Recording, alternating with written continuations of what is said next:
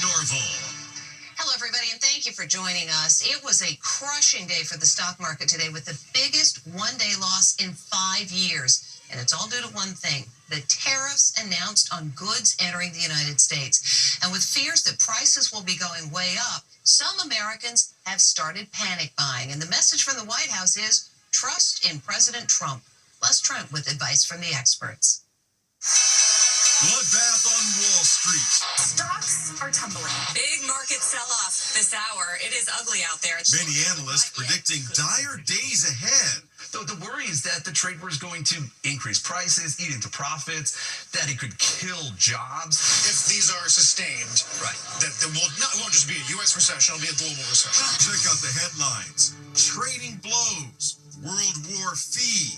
The tariffs expected to impact just about everything we buy. By some estimates, families, households could be paying as much as $7,000 more a year. So, is there anything you can do to minimize the impact? Stock market guru Jim Cramer is telling investors, sit tight. Don't sell, just hold. Billionaire Mark Cuban's advice is to stock up. It's not a bad idea to go to the local Walmart or big box retailer and buy lots of consumables now. From toothpaste to soap, anything you can find storage space for, buy before they have to replenish inventory. At this Costco in New Jersey today, lots of customers were loading up their carts.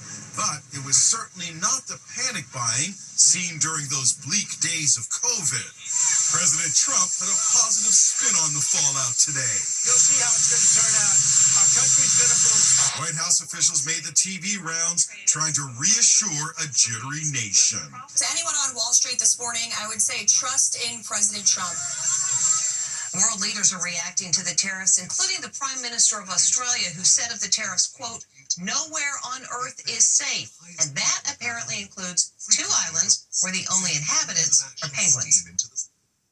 At President Trump's historic show and tell, he rattled off the countries you'd expect to be targeted. China, Japan, Taiwan. But he also slapped 10% tariffs on 2 very unlikely places, Hearn Island and McDonald Island. Don't worry if you've never heard of them.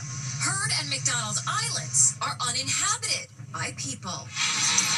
The only signs of life? Penguins. The islands are situated halfway between Australia and South Africa. How did this even happen? Just how remote are they? It takes 2 weeks to get there by boat. And it's been 10 years since humans have set foot on the islands. And it goes without saying, these guys have 0 exports. The mockery is relentless. There are these Hearn and McDonald Islands that are in the Antarctic that are inhabited by penguins and seals. Yeah. So I'm not sure what they did to us. They don't produce any exports. Do you know why?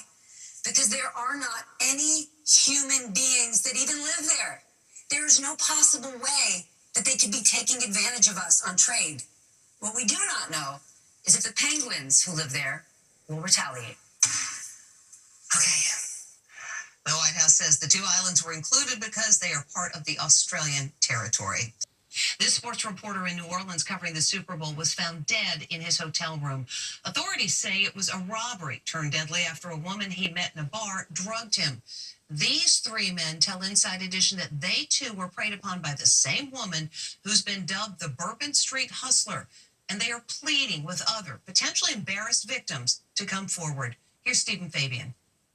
These 3 men never knew each other, but they have a unique connection. They say they were all victims of the same Bourbon Street hustler who is accused of drugging a sports reporter to death during Super Bowl weekend. Jason Egley, Eric Mall, and David Butler all say they crossed paths with this alleged hustler in New Orleans' French Quarter. What's it been like for you to meet other victims of this woman? It's been a great support for me. The men all say they've decided to come forward following the death of Telemundo reporter Aiden Manzano, whose body was discovered in his hotel room over Super Bowl weekend. David Butler says his nightmare started when he met the woman, Danette Colbert, at a Big Easy bar. She was with another woman. My drink was starting to get low, and so was theirs, and so asked if they wanted another round. I came back and finished up what was left of my first drink, and immediately just started feeling very woozy and I knew something wasn't right. He says Danette Colbert put him in a taxi and took him home. When he woke up hours later, his wallet and cell phone were gone. The best way of maybe describing what it was like is going under general anesthesia and coming out of it on both sides is,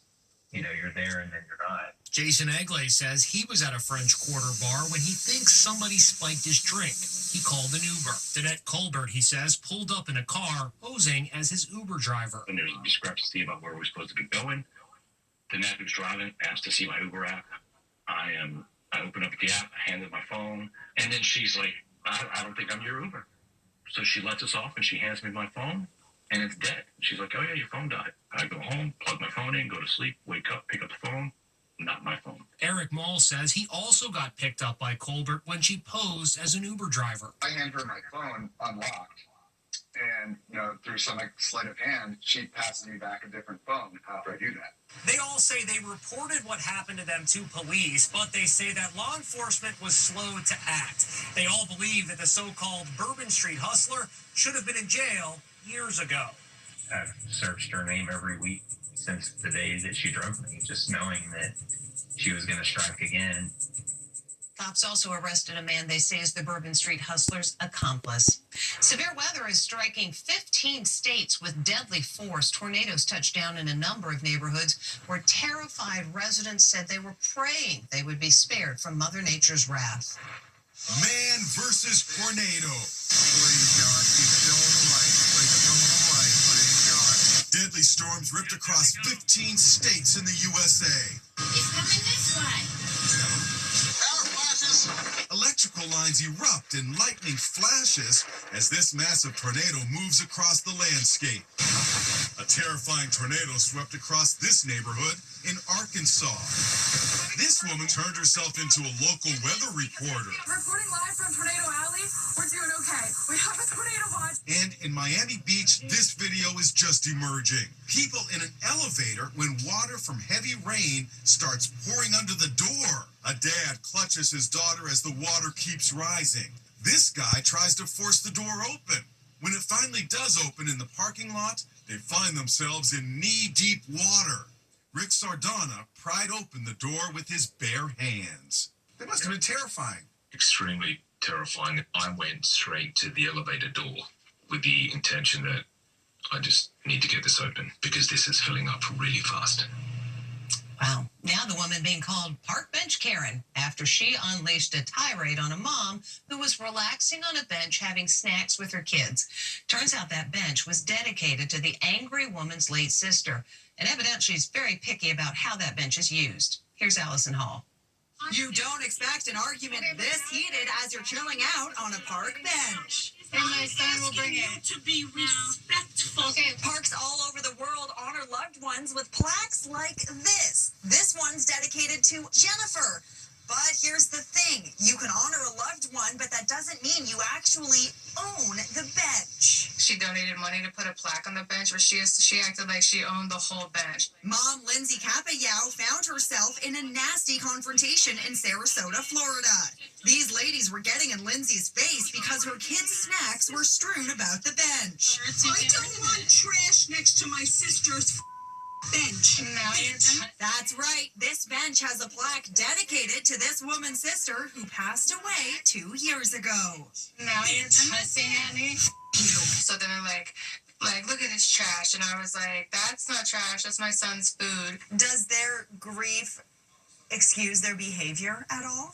I feel like absolutely not. And my son will bring it. To be respectful. Okay, well, you're not being respectful. The woman being called Park Bench Karen tells us there's another side to the story, but she won't tell it to us. She declined an interview, she says, because of the abuse she's facing on social media. Next. Can you guess who this is? Recognize the handsome hunk with a snake around his neck?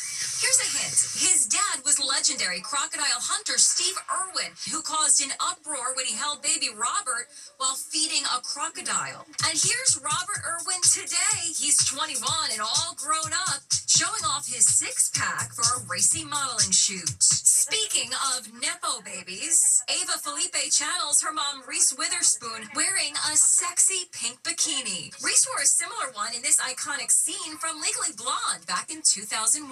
Check them out side by side. She looks just like mom. And Deborah dropped by CBS Mornings today to talk about her decision to step away from anchoring Inside Edition after 30 years. I love my job. I love what I do. I love the people with whom I work. I love getting to come to people's houses every day. What I don't love is being away from my husband. And Big thanks to everybody at CBS Mornings for making me feel welcome. Now, Megan Alexander with today's Inside Deals.